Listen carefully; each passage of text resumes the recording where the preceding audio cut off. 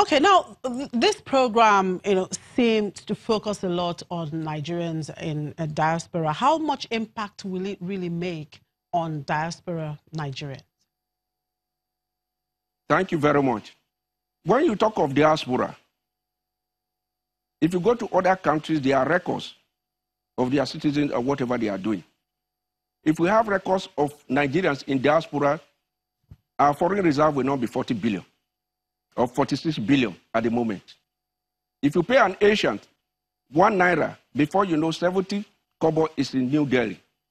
We have Nigerian footballers. Algeria has about 150 footballers in France. Sportsmen and women, doctors, qualified engineers, and medical doctors. What are they remitting back home? It's enough to run this country.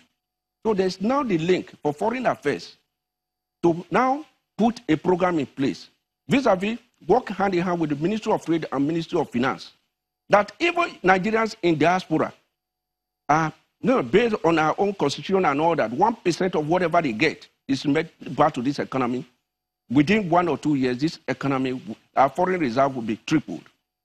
There are a lot of Nigerians, they just walk across borders. Some of them don't even know where our embassy or where our high commission are located, even when they have issues. Let me give you an example. Business across border is very important. There are local rules, there are international rules. And you must obey local rules vis-a-vis that of international. Importation is the order of the day in this country. You can import because you can adjust price. If you import things into Nigeria and you say there's a grind lot in Apapa, and within 2-3 days or 1 week you are able to clear, you will still add your margin and pass the cost to the ultimate consumer. Export is a different game. Import is on a single window, which can be done by any other person. But export is so complex. That is why the foreign affairs, the organized private sector, and the government has to work hand in hand. Another good example is that in international trade, there is what we call arbitration and dispute settlement.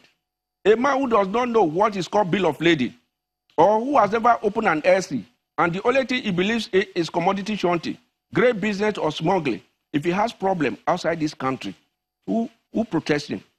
And those who are involved in legitimate export, what of when the goods are shipped out of this country? And there's a need for you to get your money through the legitimate means. You know, if you export out of this country, you must remit the money within 6 months, whether it's bills for collection or SC. And if you don't pay, within 6 months or 1 year, the CBN will write you.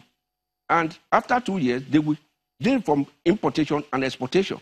That is the reason why the Foreign Affairs is saying that this is the time for us to look at the third level of what we are expected to do. I've given you the example of foreign policy, trade policy, economic diplomacy. Economic diplomacy is in line with the WTO agreement. Whatever you are giving to me is what I'm giving to you. So that one side, because the type of business we run today is that there's a fool at one end. Negotiation is almost zero.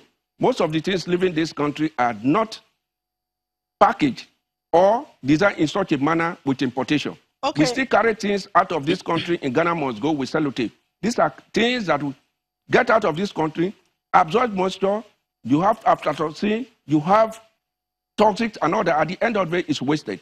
Even when you export and it's rejected and all that, there's a provision that payments must be made. But what do we see? That there are gaps. And we thank the Foreign Affairs Ministry, now coming closer to the organized private sector, for the current administration to run the program they have put in place, which is the ease of doing business. And by ease of this business, looking at this program is export or import or business diversification across borders. Okay. For the benefit of Nigerians. Okay, Mr. Semede, just before I let you go, now, with this initiative, should we expect more foreign direct investment?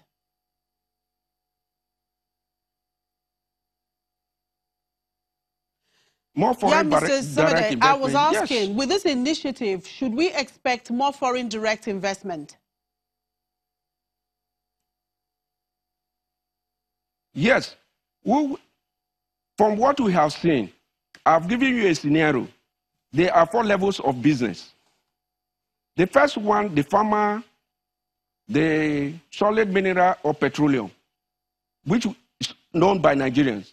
The second level is production, which is equally known by Nigerians.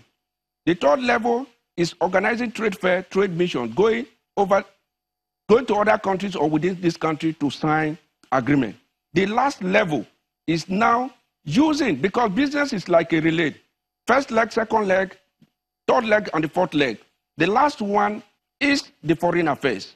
Foreign affairs, the ambassadors, what we are saying now, have to take their rightful position to be the marketing manager of made in Nigerian goods. Look at South African companies in this country.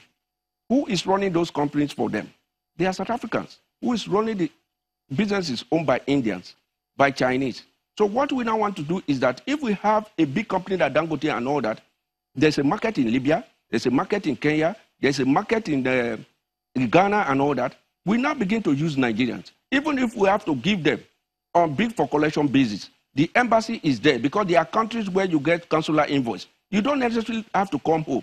And you see that if we are able to walk along this chain, foreign reserve and standard of living, the level of unemployment will reduce in this country. What we are doing is not doing to other countries. It's just that we did not put our house in order in good time. Okay. The private sector was on one side of the economy. The public sector was on one side. Last year, I went to custom training school, and I told them for my 32 years in the business of export, I have never entered this company in Ikeja. That this is the time now. It's not just watching your stamp duty. That this is the time for the foreign affairs, custom, the organized private sector. Everybody should be given a target. That is it. It's not the private sector on their own, the public sector on their own, and the MDAs on their own. Right. Thank you very much. How to run business. You very much. We are talking of business across borders, which is thank you very much, diversification. Thank you very much, Mr. Isemede, for sharing your thoughts with us. I was John Isemede, is a trade expert and the former Director General of NASIMA.